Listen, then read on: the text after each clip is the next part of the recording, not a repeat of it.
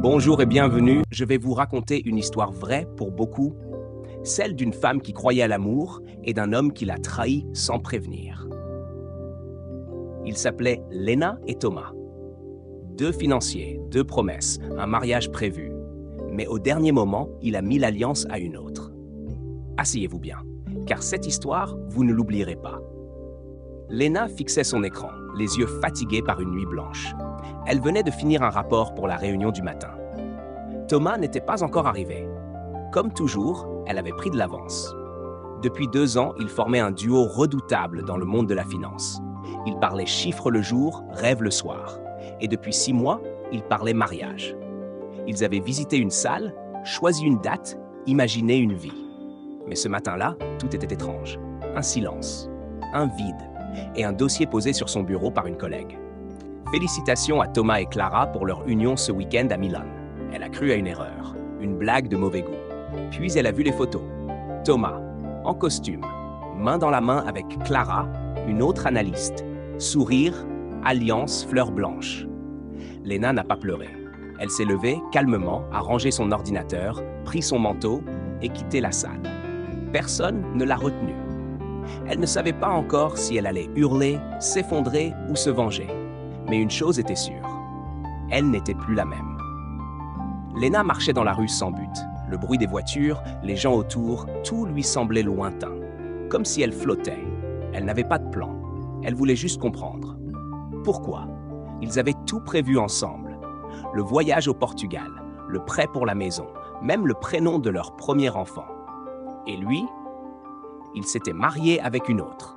Pas une inconnue. Non, une collègue. Clara, celle qui riait toujours un peu trop fort aux blagues de Thomas. Celle que Lena trouvait trop proche. Mais elle avait fait confiance. Elle avait mis tout son cœur, tout son avenir entre les mains d'un homme qui, au fond, n'avait jamais eu le courage de lui dire la vérité. Lena s'est arrêtée devant un café. Elle est entrée, s'est assise près de la fenêtre et a commandé un thé. Ses doigts tremblaient. Elle a ouvert son téléphone. Plusieurs messages non lus, des collègues, des amis, même un message de Clara. « Je suis désolé, ce n'était pas prévu comme ça. » Lena a souri, un petit sourire froid. Elle a ouvert une nouvelle note sur son téléphone et elle a commencé à écrire.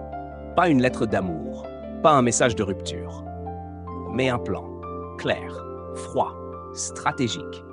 Thomas l'avait trahi dans leur monde, celui des affaires et de l'argent. Alors, c'est là qu'elle allait frapper. Et elle était prête. 3 jours. C'est tout ce qu'il lui a fallu. 3 jours pour relire les anciens dossiers, pour se souvenir des contrats, des montages financiers, des petites erreurs que Thomas avait ignorées. 3 jours pour redevenir celle qu'elle était avant de l'aimer. Brillante, précise, redoutable. Lena savait où chercher. Elle avait gardé des copies, des notes, des emails. Elle avait vu passer des transferts de fonds douteux, des investissements risqués que Thomas avait masqués. Elle n'avait rien dit par loyauté. Mais maintenant, la loyauté était morte. Elle a préparé un dossier, un document complet, détaillé, qu'elle a envoyé en toute discrétion à la direction du cabinet et à un journaliste économique qui rêvait de sortir un scoop sur les dessous de la finance parisienne. Le lendemain, le scandale éclate. Un haut cadre accusé de fraude interne et de conflit d'intérêts au sein du cabinet Morgan et Delcroix. Thomas est suspendu. Une enquête interne est lancée. Les clients s'inquiètent. Les actionnaires veulent des réponses. Pendant ce temps, Lena revient au bureau. Tête haute, sourire discret. Personne ne dit un mot, mais tout le monde la regarde autrement. Clara l'évite. Thomas la cherche du regard. Il ne trouve que du vide. Elle ne l'a pas détruit par haine. Elle l'a exposé par justice. Et au fond d'elle, pour la première fois depuis longtemps, elle se sent libre. Des semaines ont passé. L'affaire Thomas a fait du bruit, puis le silence est revenu comme toujours. Le monde oublie vite, mais Lena, elle n'oublie pas. Elle n'a jamais cherché à tout détruire, juste à reprendre sa place. Pas celle d'une victime, celle d'une femme entière, solide et vraie. Elle a quitté le cabinet. Un matin, elle a vidé son bureau, sans faire de bruit. Pas de lettre d'adieu, pas de discours, juste un regard vers la fenêtre, vers Paris, cette ville qui l'avait fait tomber et relever. Elle s'est installée à Lyon. Nouvelle vie, nouveau poste. Un cabinet plus petit, mais plus humain. Elle travaille moins. Elle respire plus. Elle lit, elle voyage. Elle apprend à être seule sans se sentir vide. Un jour, dans un salon professionnel, elle croise un homme, pas un prince. Juste quelqu'un de simple, de vrai, qui ne promet rien, mais qui écoute. Ils échangent un café, puis une discussion, puis un silence, mais cette fois, un silence doux.